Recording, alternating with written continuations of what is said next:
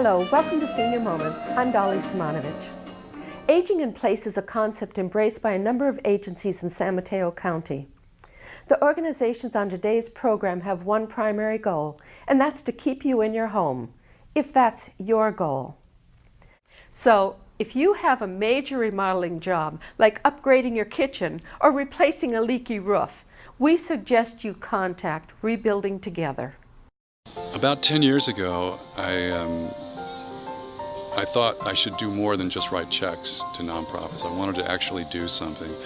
And my company is a real estate development company, and so what Rebuilding does, which is remodeling and refurbishing homes, is more or less what we do on a larger scale for commercial buildings. We were known as Christmas in April. In fact, most people probably still know us as Christmas in April. So our biggest day, we do 70 to 75 projects on the last Saturday in April. So that is the big focus, and that day we have 4,000 to 5,000 volunteers, and we have projects going from South City down to East Palo Alto. Yeah, that's what's so great about Rebuilding Together, is that they have just a half a dozen full-time employees, but not only is the money donated, the labor is donated as well. Plus we have a lot of materials that are donated or sold to us at cost, so we get an enormous leverage effect. So you get the equivalent of tens and tens of thousands of dollars worth of work done for almost nothing.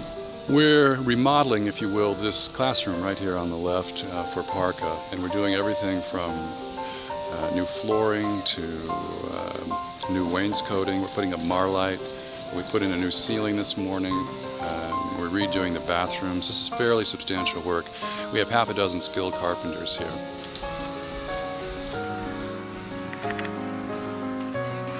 Getting skilled laborers is tricky, so if anybody watching this wants to volunteer and you happen to be a skilled carpenter, a plumber, an electrician, those are the guys that we can really use. What does being a project sponsor entail? Everybody can volunteer. Anybody in the county who wants to volunteer can do so. What we seek for each project is a project sponsor, and it's usually a local, county company. Some are extremely large. We have some great companies here in the county. Oracle has been a big sponsor, for example, and smaller companies like mine who will sponsor the event, and the sponsor puts up the necessary money to buy all the building supplies and usually the crews. But we often have groups that don't have the financial wherewithal, so they're like an orphan crew, and then we have other sponsors who don't have the crews. So if someone wants to volunteer money to help sponsor a crew, they can do that. If somebody wants to volunteer their time, we can find a crew for them to work with and a job for them to work on.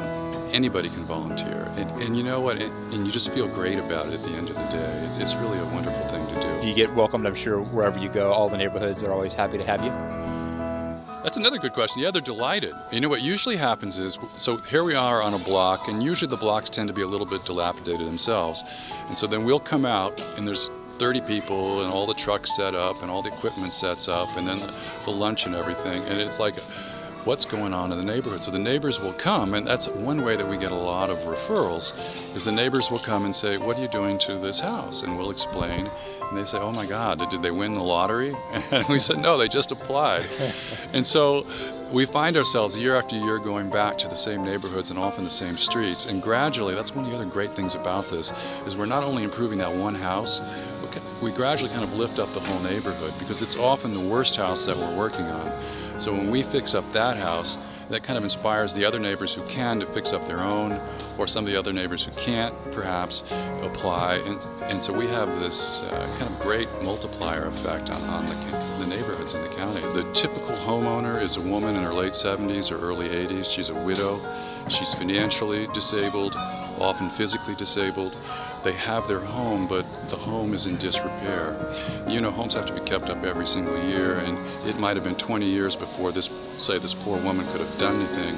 So they're often in falling down shape, and we'll go in and we'll spend a whole day doing everything from making it safe, like putting up grab bars in the showers and the toilets, to fixing dry rot, to painting the place, to doing the weeding, and it's a total transformation.